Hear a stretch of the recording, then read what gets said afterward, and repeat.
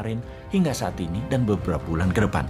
Terdapat fakta bahwa bursa saham berkelimpangan, nilai mata uang negara lemah kehilangan nilainya, harga bahan bakar meningkat tajam, harga komoditas pangan meningkat drastis. Dan bersama itu kita menjelaskan apa arti inflasi sebenarnya dan apa pengaruh inflasi. Selain dari kekuatan daya beli atau purchasing power yang menurun, namun pada kehidupan kita sehari-hari, apa pengaruh inflasi tersebut?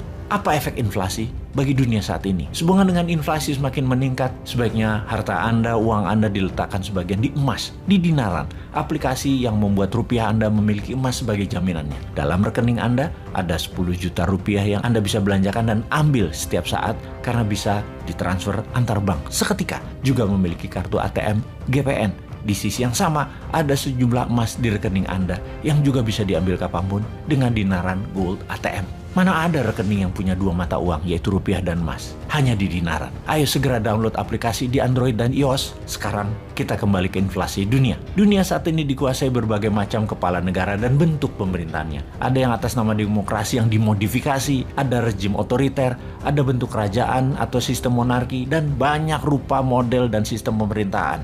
Pertanyaannya, apakah akan selamanya begitu di masa ekonomi terbatas dan inflasi tinggi seperti yang sekarang sedang terjadi? Atau akan berubah total, bahkan terjungkal penguasa yang gagal kelola inflasi tersebut? Kita semua tahu, inflasi akan mempengaruhi politik sebuah negara atau sebuah wilayah. Juga akan banyak perubahan kebijakan, juga perubahan prioritas sebuah pemerintahan, juga berefek kemiskinan. Kita akan bahas 4 masalah hal tersebut. Pertama, inflasi mempengaruhi politik. Inflation juga disebut sebagai the mother of political change, atau inflasi adalah ibunya perubahan politik. Seperti di awal video narasi kita ceritakan, post-war, efek setelah Perang Dunia Pertama. Kemudian juga di Indonesia misalnya, resesi ekonomi di 1996, kemudian menjadi krisis ekonomi di tahun 1997, di mana membawa krisis politik di tahun 1998 dengan tergulingnya pemerintah Orde Baru, dan sekarang perang Ukraina antara Rusia dan NATO. Efek pandemi 2 tahun ditambah perang yang lebih dari 120 hari di Ukraina confirm penyebab awal inflasi dunia sejauh ini. Bahkan yang memprotes agar perang segera disudahi dengan Rusia mendapatkan apa yang Rusia mau, yaitu wilayah buffer, Donbas dan Crimea, dan mendapatkan janji NATO tidak menambah lagi anggota NATO baru, terutama di perbatasan Rusia seperti Ukraina dan Finlandia. Sementara Amerika dan sekutu G7 kemarin mengatakan tidak akan berhenti perang hingga Rusia kalah atau mundur balik keluar Ukraina. Agaknya perang akan menjadi panjang mengingat sebentar lagi dalam semester kedua tahun 2022, Oktober hingga Februari adalah musim dingin terdingin yang akan terjadi di Eropa Barat dan Eropa Timur. Mereka butuh gas, mereka butuh BBM Rusia. Ambiar itu Eropa kalau perang ini berkepanjangan. Kita kembali ke inflasi. Jimmy Carter ketika menjabat Presiden Amerika, beliau adalah Presiden Amerika yang sederhana, humble, petani, dan di zaman jabatannya, inflasi tinggi terjadi di Amerika. Harga makanan meningkat tajam dan harga bensin tinggi. Tingkat pengangguran terburuk dalam 10 tahun terakhir di zaman Jimmy Carter, ditambah drug kartel menguasai jalanan Amerika. Ujung-ujungnya, inflasi menumbangkan Jimmy Carter, diganti oleh Ronald Reagan dengan kemenangan telak. Saat ini, di Amerika, harga pangan juga naik 10% dalam 4 bulan terakhir. Harga BBM naik 8%. November tahun ini, Joe Biden menghadapi midterm election. Peluangnya adalah inflasi akan memukul Biden dan akan merubah jalan sejarah politik Amerika ke depannya. Kita ke India sekarang. Di tahun 2014, Perdana Menteri lama India, Manmohan Singh, inflasi India terburuk kala itu, sehingga Narendra Modi berkuasa dengan telak. Sekarang kita semua mengerti apa yang inflasi bisa lakukan kepada sebuah pemerintahan. Kita mereview inflasi dunia, global inflation. Saat ini berkisar di 7%. Harga pangan juga meningkat sekitar 7%-an sejak 4 bulan terakhir. Efeknya adalah ada 50 negara dunia saat ini dari 200 negara dalam keadaan parah, krisis parah baik politik, pangan, dan energi negara tersebut. Siapa saja mereka itu? Brazil, Israel, Pakistan, Bangladesh, Turki. Dan jika terus-terusan inflasi di negara-negara tersebut meningkat dan tidak terkendali, bisa dipastikan pemimpin yang saat ini berkuasa seperti di Brazil, di Israel, bahkan Erdogan di Turki bisa terjungkal di tahun 2023. Karena meningkatnya harga-harga kebutuhan bisa menggulingkan pejabat berkuasa. Inflasi bisa juga merubah wajah sebuah negara. Lihat saja Venezuela. Venezuela memiliki cadangan minyak bumi terbesar di dunia. Tetapi di peta dunia, apa posisi Venezuela sekarang? Kegaduhan politik berkepanjangan, inflasi tinggi juga berkepanjangan. Dari negara terkaya menjadi negara termiskin di Amerika Latin dengan telah 6 juta warganya keluar dari Venezuela mencari perbaikan nasib ke banyak negara. Di Venezuela, di tahun 1973 hingga tahun 2022, harga barang di Venezuela telah meningkat 3.700%. Bayangkan naiknya ribuan kali harga itu. Bahkan dibanding dengan Singapura dalam 10 tahun terakhir harga telur tidak naik 1 sen pun. Di Venezuela ada lagi yang lebih parah. Bulan Februari 2019, inflasi Venezuela 340.000%. Itu gila namanya.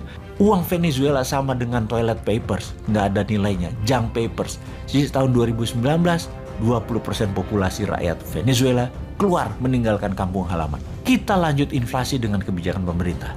Inflasi merubah kebijakan semua pemerintahan itu adalah sebuah kepastian.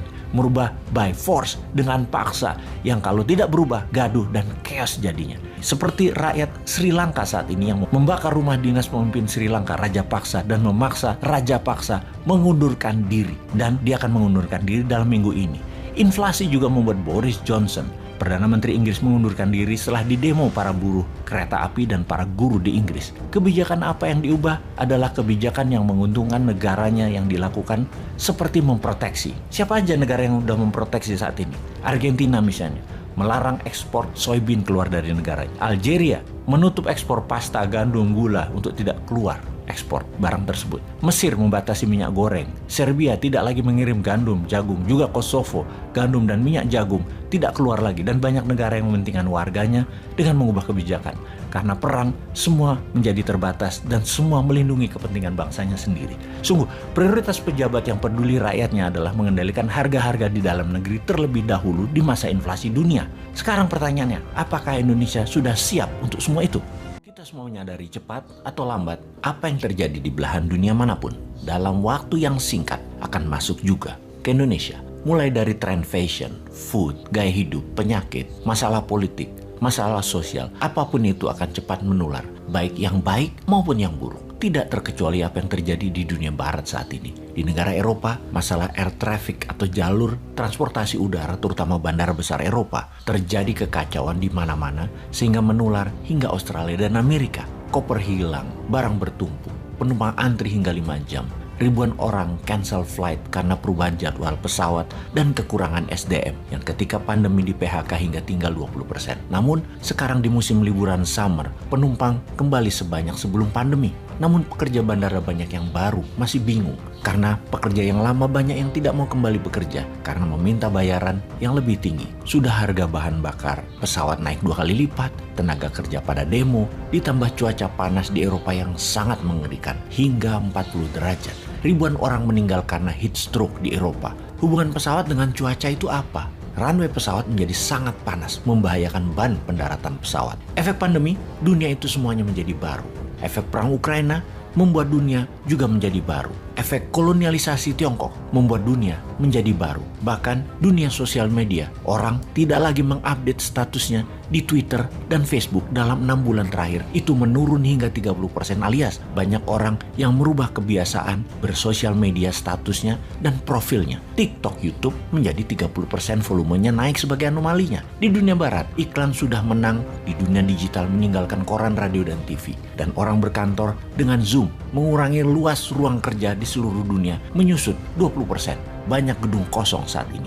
Itu semua bagian dari keseharian kita saat ini dan dunia politik pun mengalami shocking wave. Sesangar cuaca panas di Eropa yang membuat penggunaan gas dan minyak Rusia naik 10% di Eropa yang menambah keuntungan di kantong Rusia $1 billion setiap minggunya. Apalagi hal yang parah yang membuat ekonomi akan terguling di banyak negara. Kita lihat secara mikroekonomi di negara Tiongkok. Setelah dipukul telak dunia keuangan Tiongkok dengan bangkrutnya Evergrande, maka dunia keuangan Tiongkok dipukul lagi dengan masalah fraud keuangan yang mengatasnamakan bank. Namun untuk investasi non-bank, seperti kasus Century di Indonesia, mirip plek. Tidak ada produknya, hanya menjanjikan keuntungan bunga, di mana surat berharga itu tidak dilindungi otoritas keuangan Tiongkok. Kasus Henan Bank menjual deposito secara online dengan bunga tinggi. sektor real di Tiongkok goncang akibat pandemi, memukul investasi Henan Bank di tempat lain katanya. Namun apapun itu ceritanya, pukulan beruntun itu, yaitu pandemi virus Wuhan, lockdown kota-kota produksi dan pelabuhan, Evergrande, dan terakhir deposito Henan Bank, menambah beban Tiongkok parah karena juga harus tetap membeli energi minyak terutama untuk energi di Tiongkok dengan harga 2 kali lebih mahal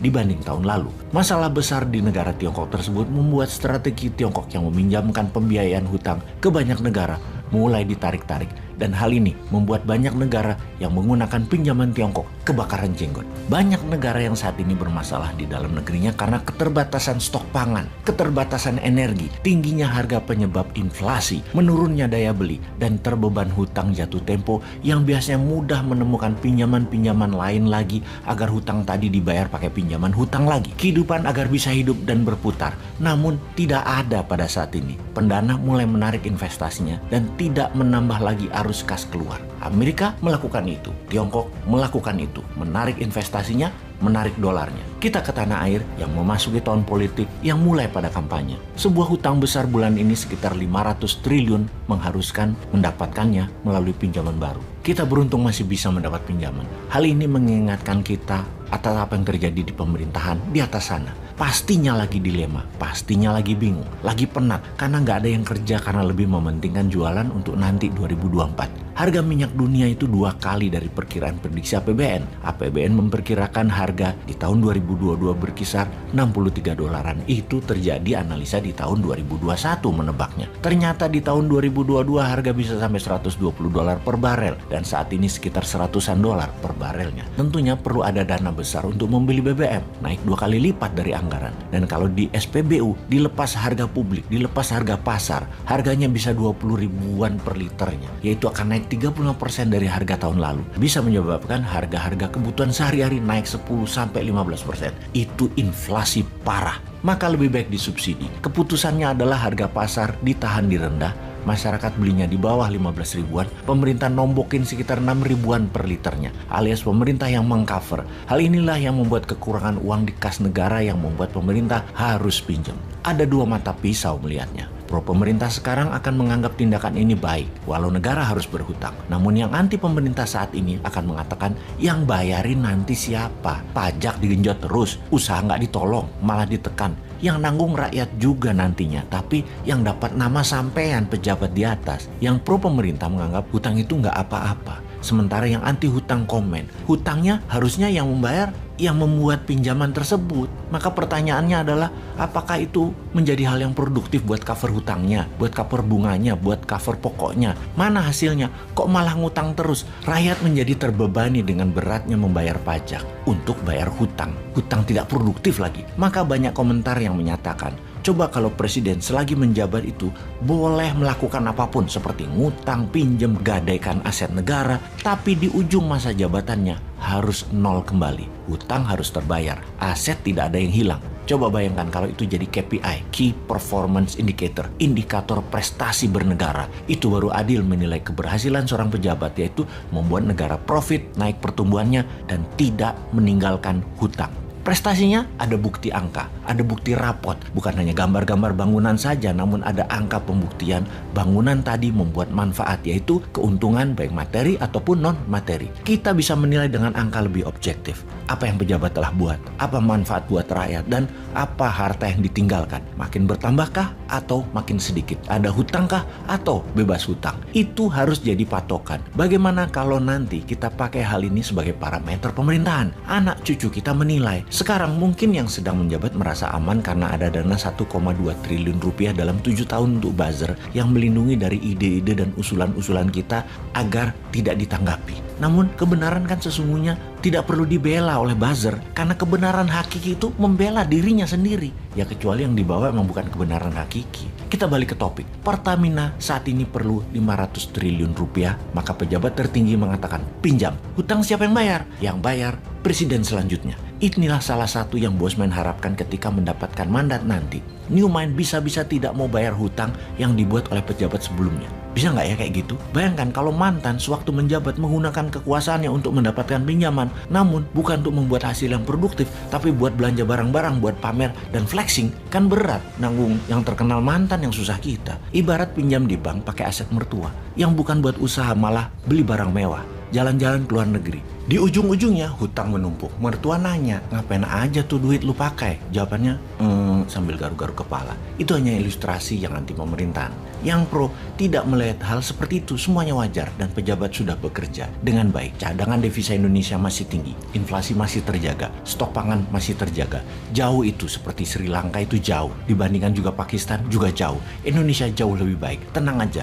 Demikian yang pro pemerintahan itu berkata, bagi Newman yang tidak anti pemerintah juga tidak mendukung oposisi, Newman tetap lurus, ingin Indonesia 100 kali lebih baik dari saat ini. Yang jelek diingetin dan diberi saran, yang bagus dikuatkan lagi.